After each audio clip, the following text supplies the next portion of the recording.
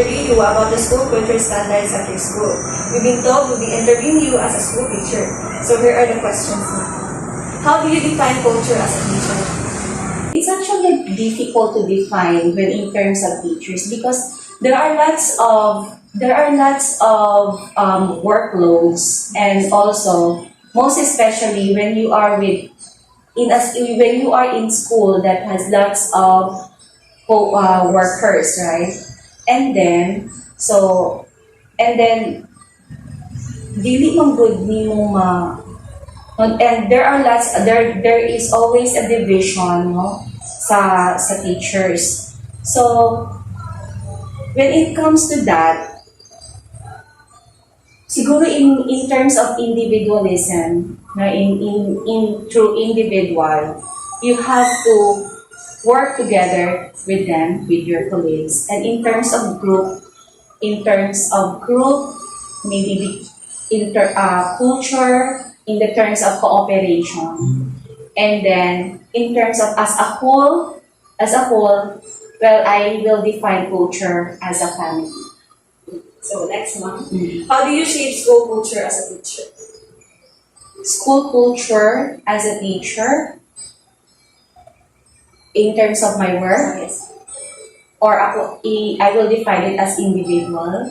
Basta, Yes. as an individual with my co-teacher, in terms of how to shape my school culture.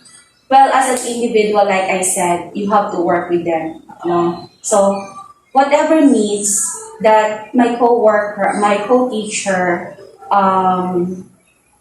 needs, then you have to help, no? Help each other.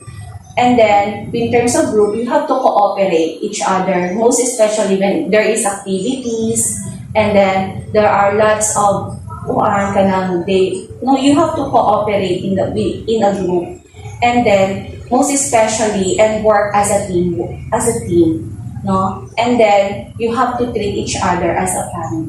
That's how you shape culture as a teacher, most especially when you are in big school. Okay. Thanks. Job or professional space, having a positive culture impacts the work experience. This is also true in schools. The student, body, teachers, and administrators benefit from having a space that values their contributions and acknowledges their differences. The school environment provides supports through relationships and healthy communication between the adults and the students. Building a positive school climate is about centering equity and focusing on diversity and inclusion of students and staff. This impacts how students are engaged and influence their actions. Staff and students have strong positive relationships, and that encourages social and emotional learning for students. Together, staff and students and teachers inform the systems and school processes and education.